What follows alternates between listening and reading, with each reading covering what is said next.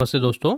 इन्फोसिस को लेकर काफ़ी न्यूज़ है बायबैक को लेकर। तो ये पूरा क्या इसका न्यूज़ है और क्या-क्या चीज़ें हमें देखने के लिए मिल रही हैं, इसी सब पर मैं आपको डिटेल में देने वाला हूँ, इंक्लूडिंग टैक्स वगैरह को लेकर कि टैक्स वगैरह में क्या फ़र्क पड़ेगा क्योंकि बहुत सारे चेंजेस आए हैं। सबसे पहले बायबैक की अगर आप बात करते हैं, तो बायबैक यहाँ पर इन्फोसिस के थ्रू जो है वो अप्रूव हो गया है, जिसका डेट था 11 सितंबर का, जो आप यहाँ पर न्यूज़ का भी देख रहे हैं। 11 सितंबर में बायबैक को अप्रूव किया गया है। कितने का है? तो ये करीब 1800 करोड़ के आसपास का इसका टोटल 18,000 करोड़ के आसपास का जो बायबैक है, वो यहाँ पे अनाउंस किया गया है।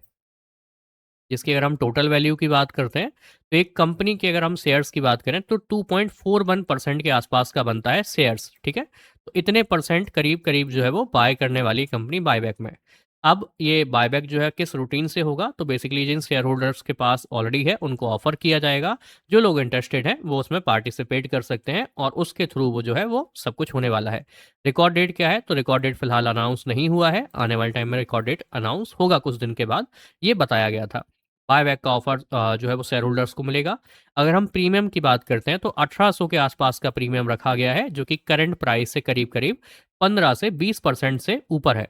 ठीक है? मतलब 15-20% ज़्यादा पर जो कंपनी है वो अपने शेयर्स को बायबैक करने के लिए अनाउंस किया है, जिससे कि पॉजिटिव सेंटीमेंट क्रिएट हो ओवरऑल कंपनी के अंदर।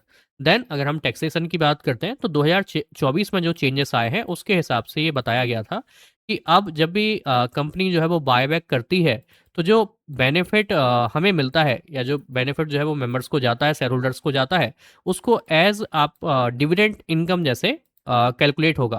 तो ये बेसिकली जो बायबैक पहले नॉर्मली रहता था, अब इसको एज़ डिविडेंड इनकम कैलकुलेट किया जाएगा। तो इससे जो भी आपको इनकम होगा, अगर आप टैक्स पेयर हैं, तो वहाँ पर इसको आप डिविडेंड इनकम जैसे ही कैलकुलेट करेंगे। तो आपका जो बेनिफिट है वो डिविडेंड इनकम के अंदर जाएगा। तो उसके हिसाब से आपका टैक्सेशन होगा।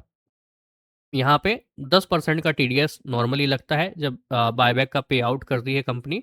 ये कंपनी को लेकर है। अगर शेयर होल्डर की जैसे अगर हम बात करते हैं टैक्स स्लैब जो है वो 15 या 30% हो, तो वहाँ पर एडिशनल जो है वो आपको लायबिलिटी लेनी पड़ सकती है।